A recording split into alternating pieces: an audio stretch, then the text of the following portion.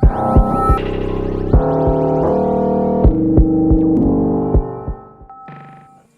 name is Tim Neckerts, and I'm the Associate Director of Public Affairs and Director of Web Communication for SUNY Oswego. What they consume. I think if a person has a lot of different things they consume, that there's a much better chance that it'll be not as detrimental. I mean, I think if anybody watched 12 Hours of the Jersey Shore, they'd get dumber.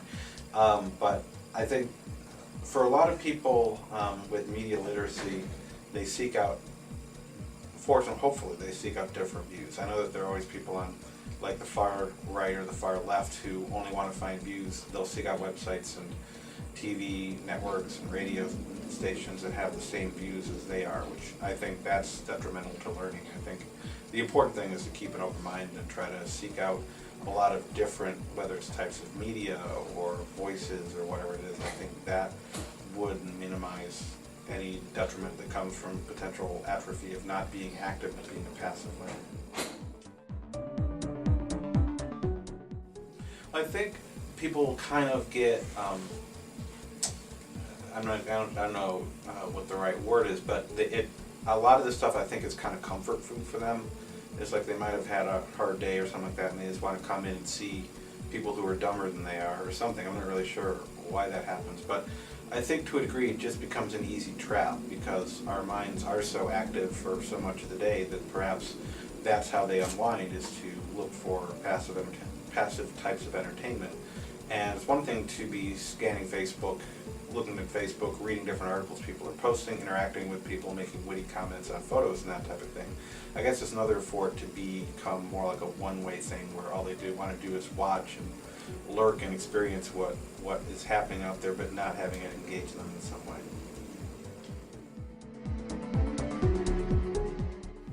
It can inhibit deeper thoughts, because I know certainly if I'm trying to, I was trying to deal with something during a webinar earlier today, while also dealing with an email that I had to deal with immediately, and I can tell you I lost attention to what was going on in the webinar. But I think for a lot of people, I think the more you multitask, the shallower your appreciation of anything that's going on around you.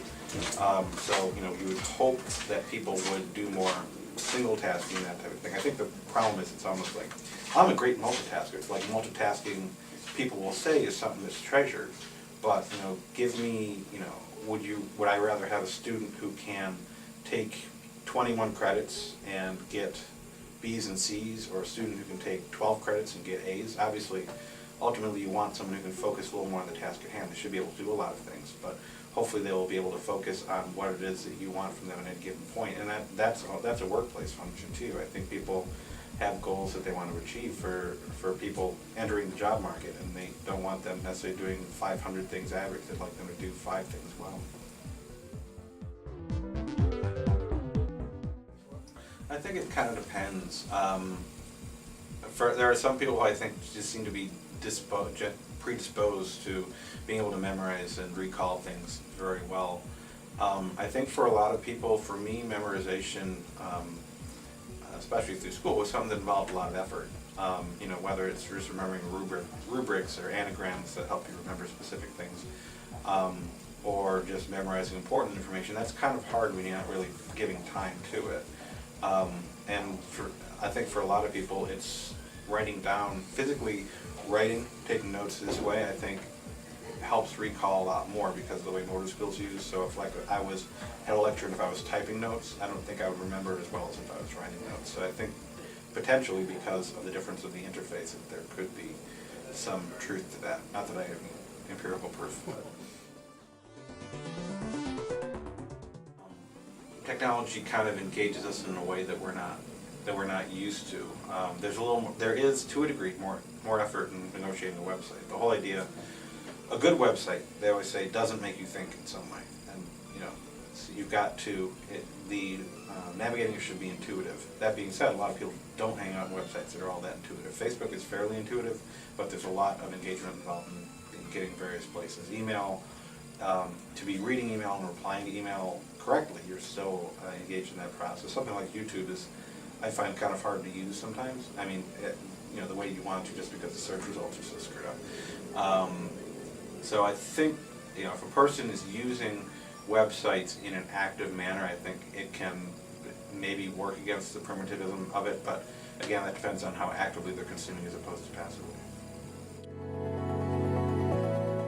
But I think to a degree, it just seems like the shortcut thing, and I think that falls back to so many websites are hard to navigate and or not intuitive. Or if people, especially people who find the web kind of a daunting task, they will go immediately for the search because they'll believe that'll get them what they need.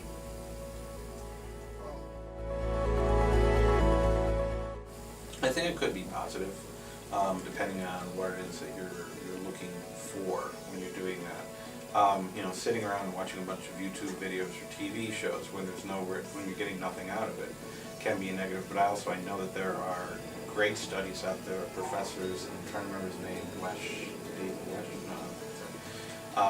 I know there are some professors out there doing some amazing things using video to teach in the classroom, where they will show different videos that will involve learning outcomes, that type of thing, and asking students to watch the videos, process them, and answer questions as well as to produce their own video. Once you get into the other end of having to produce videos as a student that have some sort of educational value, then you're dealing with a totally different style of visual processing, which I think can be really, really beneficial.